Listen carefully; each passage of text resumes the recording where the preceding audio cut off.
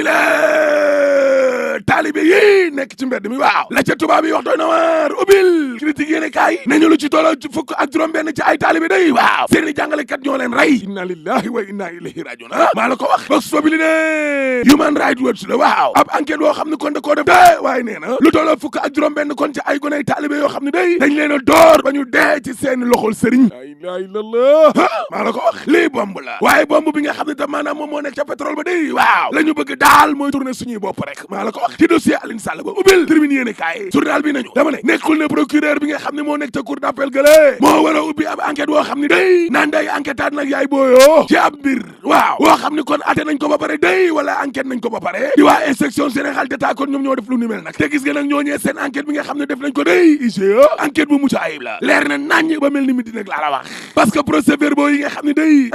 ca la enquêteurs yi doon dégloo nag ñi nga xam ne kon ñoom ca boppam lañ ca woon lu mel ni Mamadou Faye di DG Petrosen waaw dama ne la procès-verbaux yaa ngi nii tege Mamadou Faye directeur u Petrosen day xamle woon na ne mësta bokk nag ci ab réunion woo xam ne day ña ngi cay tënk di évaluer wala boog doon négocier nag naan nañ leen jël kon am kayit di am permis day daal di koy jébal waa Petrotim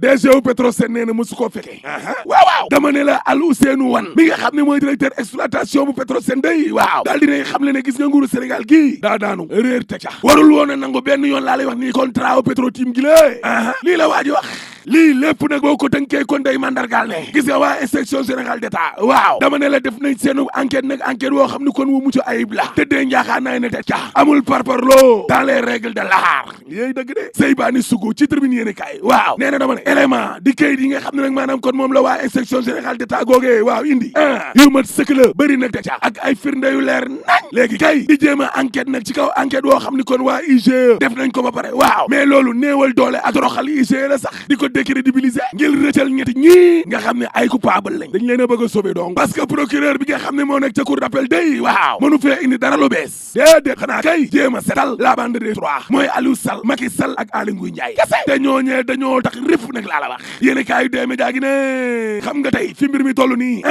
nekkul di jéem a enquête ak wala di jéem a atewaat ci ay mbir daar li nga xam ne kon mën nañ koo def kay fi mu nekk nii te war koo def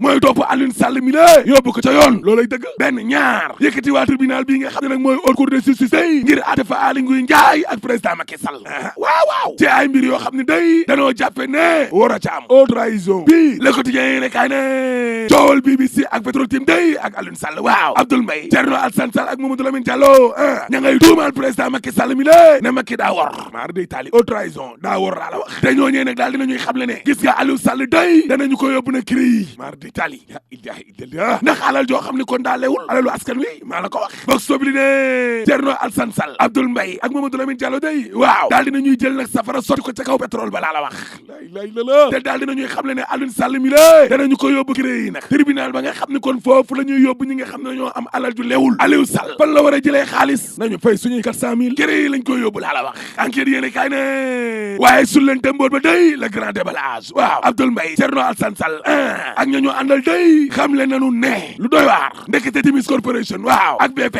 ca weeru avril 2017 day waaw la ñu signé woon daal ngir nag ñu fay leen ko transaction la 250 millions de dollars américains lu tolloog maanaam téeméer ak fanweer ak juróom-ñaar ci ay milliards francs CFA la ilaha illallah ay suñuy 400 000 ñoo Abdoul Mbaye yamuñ ca dee ndaxte nee nañu amaan na tamit ca contrat ba benn clause boo xam ne maanaam dañu koo ubbi ngir wàllum payoor fii ak ñeen fukki at yàlla yeneen i nit yoo xam ne day boo ko ñoog Frank Timis way Samba suñuy 400 000 24 heures yéene kaay ne CRD googee seen kuréel ga waaw nee nañu ñuy ay warkat lañ haute trahison laa la wax parce que Macky Sall nag ay yoonu yoon la jalgati violé le code pétrolier dama ne la Macky Sall mi le ba muy signé contrat yi moo ko tey xamoon na xel ne wàllum njuuj njaaj wàllum fraude daa am kon tëlëf la te gis nga Macky Sall mi le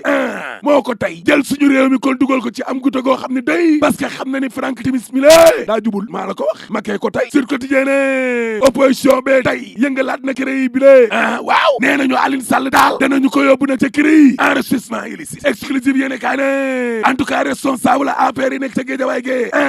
lenn la ñuy kokkalee Aliou Sall di wax ca ginnaawam nee nañ ko yow Aliou lekk yow rek fot yow rek lekk yow rek fot yow rek ña ngay kokkalee Aliou Sall day waaw naan daa foqale Aliou Sall ko gouvernement la direct info ne en tout cas gouvernement bi day waaw daf yëngal di wàllum cacophonie dëgg la ñuy def ca wàllum communication ba parce que El Hadji Amadou Kassé yaa xam mbay ay miiru ñi nga danoo daanu de ba nërmeelu laa la wax exclusif yéene kaa ne yaa xam mbay day dootu ko defati Aliou Sall mii mu doon jàppale askan wi day amul waxtu ñaaw du ñu waxul yaa xam ko dundee na mbay laas ne en tout cas waa IG day waaw justice baa ngi leen di wër de inspecteurs yi maa la ko wax parce que nee na ñu ne xabaar ba nga xam ne kon daa senn ca biti te warul woon a génn direct info ne yorinu pétrole ba day waaw Nafi Ngom Keïta am na rapport boo xam ne kon daf ko denc libération yéene kaa ne gis nga coowal contrat pétrole yooyee waaw ak rapport inspection générale d'État waa section de recherche day gendarmerie ña nga ca enquête ba source a ne ko section de recherche gendarmerie day ak waa dig la boole ca dig procureur moo leen yónni ngir rapport bi ñuy laam-laamee kon IGE ak coowal Aliou Sall ak BBC way sama nday journalu Daouda Thiam bi ne wooy tey mu tar tey dig ak gendarmerie kon dugg nañ ca Abdoul Mbaye ci direct info ne tey ma wax leen mbir gis ngeen site journal officiel bi day bu Sénégal waaw waa gouvernement baa ngay rocci ay décret 2012 yu Macky Sall signé woon ña ngi koy génnee ca site internet bu journal officiel Amadou Matar Cissé ci la Soleil yéene kaay ministre pétrole waaw nee na xel kay dal na comme que procureur de la République ca boppam day dugg na ca ngir mbir ma leer li leer ba leer Les Échos yéene kaay nee na procureur de la République sëñ Bassirou Gueye day waaw tey bu ñetti waxtu jotee ba teg fanweeri minute dana jàkkaarloo ak taskatu xabaar yaa ndaw bomb bu rëy L'Observateur ne beneen bomb kay la waa Banque mondiale wàccee ca kaw Macky maar day taali nee nañ réew mi doxul de bokk nañ ci ñeenti réew yi nga xam ne kon dañ ñoo wàccee ci catégorie réew yi néew doole danoo yor faible revenu exclusive yéene kaay ne dama ne nañ wax ci pétrole bi lée ajjuma day place de l'Obélisque waaw 1 million ci ay sénégalais la ñu fa soxla tey ngir suñu coowal pétrole bi leer nañ